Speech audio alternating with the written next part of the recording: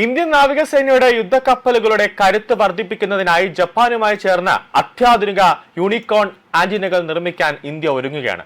പ്രധാനമന്ത്രി നരേന്ദ്രമോദിയും ജപ്പാനീസ് പ്രധാനമന്ത്രി സയ്യിദ് തകേഷിയും തമ്മിൽ ഡൽഹിയിൽ നടന്ന കൂടിക്കാഴ്ചയിലാണ് ഇരു രാജ്യങ്ങളും തമ്മിലുള്ള ആദ്യത്തെ പ്രതിരോധ വികസന പദ്ധതി പ്രഖ്യാപിച്ചത്.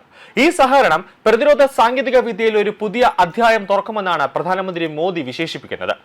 എന്നാൽ ഇതിൽ ഏറ്റവും പ്രധാനപ്പെട്ട കാര്യം എന്താണ് യൂണിക്കോൺ എന്നതാണ്. യൂണിഫൈഡ് കോംപ്ലക്സ് റേഡിയോ ആന്റിന എന്നതിന്റെ ഒരു ചുരുക്കപ്പേരാണ് യൂണിക്കോൺ. സാധാരണ യുദ്ധക്കപ്പലുകളിൽ പുറത്തേക്ക് തള്ളി നിൽക്കുന്ന ധാരാളം ആന്റിനകൾക്ക് പകരം അവയെല്ലാം ഒരു പ്രത്യേക കവചത്തിനുള്ളിൽ ഒതുക്കി നിർത്തുന്ന സാങ്കേതിക വിദ്യയാണിത്. സാധാരണ യുദ്ധക്കപ്പലുകളുടെ മുകളിൽ പുറത്തേക്ക് തള്ളി നിൽക്കുന്ന ധാരാളം ആന്റിനകൾ ഉണ്ടാകും. ഇവ റഡാർ തരംഗങ്ങളെ ശക്തമായി പ്രതിഫലിക്കുന്നത് വഴി ശത്രുക്കൾക്ക് കപ്പലിന്റെ എളുപ്പത്തിൽ അതിനെ ട്രാക്ക് ചെയ്ത് അതിനെ കണ്ടെത്താൻ സാധിക്കും. എന്നാൽ യൂണിക്കോൺ ഈ ആന്റിനകളെയെല്ലാം ഒരു പ്രത്യേക കവചത്തിനുള്ളിൽ ഒതുക്കി നിർത്തുകയാണ്.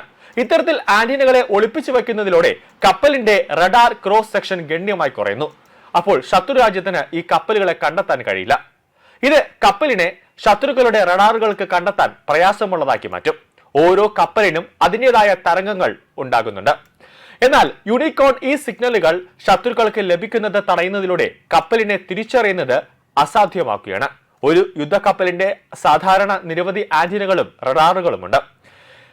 ടാക്ടിക്കൽ ഡേറ്റ ലിങ്ക് യുദ്ധകളത്തിൽ വിവരങ്ങൾ കൈമാറുന്നതിനുള്ള ഒരു സംവിധാനമുണ്ട്. ടാക്ടിക്കൽ എയർ നാവിഗേഷൻ സിസ്റ്റം എന്ന് പറയുമ്പോൾ വിമാനങ്ങളുടെ ദിശ നിർണ്ണയത്തിനുള്ള ഒരു സംവിധാനമായി വരും. ആശയവിനിമയ ആന്റിനകൾ എന്ന് പറയുമ്പോൾ വിവിധ തരം ആശയവിനിമയങ്ങൾക്കായി ഐഡന്റിഫിക്കേഷൻ ഫ്രണ്ട് ഫോർ ഓഫ് തങ്ങളുടെ പക്ഷത്തുള്ള വിമാനങ്ങളെയും അതോടൊപ്പം തന്നെ കപ്പലുകളെയും ശത്രുക്കളിൽ നിന്ന് തിരിച്ചറിയാനുള്ള ഒരു സംവിധാനമാണ്. അങ്ങനെ 3 തരത്തിലുള്ള സംവിധാനമാണ് കപ്പലിലുള്ളത്. ഇലക്ട്രോണിക് സപ്പോർട്ട് മെഷീനേഴ്സ് റഡാർ, ആശയവിനിമയ സിഗ്നലുകൾ എന്നിവ ചോർത്തുന്നതിനും നിരീക്ഷിക്കുന്നതിനുമുള്ള ഒരു സംവിധാനമുണ്ട്. ഇത്രയും സംവിധാനങ്ങൾ കപ്പലിന്റെ പുറത്തേക്ക് തള്ളി നിൽക്കുന്ന തരത്തിലാണ് പഴയകാല യുദ്ധക്കപ്പലുകൾ ഉള്ളത്. എന്നാൽ ഇത്രയും സംവിധാനങ്ങളെ ഒരൊറ്റ കവചത്തിനുള്ളിലേക്ക് മാറ്റിയിരിക്കുകയാണ് യൂണിക്കോൺ എന്ന സാങ്കേതിക വിദ്യ ഇപ്പോൾ ചെയ്തിട്ടുള്ളത്. യുദ്ധക്കപ്പലുകളുടെ റഡാർ ക്രോസ് സെക്ഷൻ ഗണ്യമായി കുറയ്ക്കുന്നതിലൂടെ ശത്രുക്കളുടെ റഡാറുകളിൽ പെടാതെ മറഞ്ഞു നിൽക്കാൻ കപ്പലുകൾക്ക് ഇത് സഹായിക്കുന്നുണ്ട്. അതിനാൽ ഈ സംവിധാനത്തെ നിഞ്ച സാങ്കേതിക വിദ്യ എന്നും വിശേഷിപ്പിക്കാൻ ജപ്പാൻ ഒരു നീക്കം നടത്തുന്നുണ്ട്.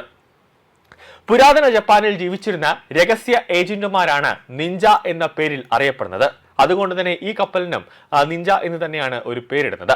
പ്രധാനമായും ചാരവൃത്തി, അട്ടിമറി പ്രവർത്തനങ്ങൾ, ഒളിയാക്രമണം, ഗറില്ല യുദ്ധമുറകൾ എന്നിവയായിരുന്നു ഇവരുടെ പ്രധാനപ്പെട്ട ചുമതലകൾ.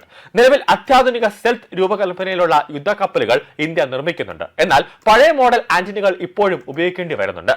യൂണിക്കോണിന് പകരം മറ്റൊരു രീതിയിലാണ് ഇന്ത്യൻ സെൽത്ത് യുദ്ധക്കപ്പലുകളിൽ റഡാറുകളും അതോടൊപ്പം തന്നെ ആന്റിനകളും സ്ഥാപിച്ചിരിക്കുന്നത്.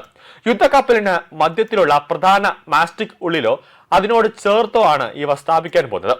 നിലവിലിപ്പോൾ കേന്ദ്ര സർക്കാരിന്റെ മേക്ക് ഇൻ ഇന്ത്യ പദ്ധതിയുടെ ഭാഗമായി പൊതുമേഖലാ സ്ഥാപനമായ ഭാരത് ഇലക്ട്രോണിക്സ് ലിമിറ്റഡ് ആയിരിക്കും ഇന്ത്യയിൽ ഇതിന്റെ നിർമ്മാണം നടത്തുന്നത്. ജപ്പാൻ ഇതിനാവശ്യമായ രൂപകൽപ്പനയും സാങ്കേതിക വൈദഗ്ധ്യവും നൽകും.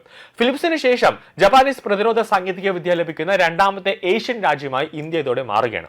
1967 മുതൽ നിലനിന്നിരുന്ന ആയുധ കയറ്റുമതി നിരോധനം 2014 ജപ്പാൻ പരിഷ്കരിച്ചതിനെ തുടർന്നാണ് ഇത്തരം കൈമാറ്റങ്ങൾ സാധ്യമായത്.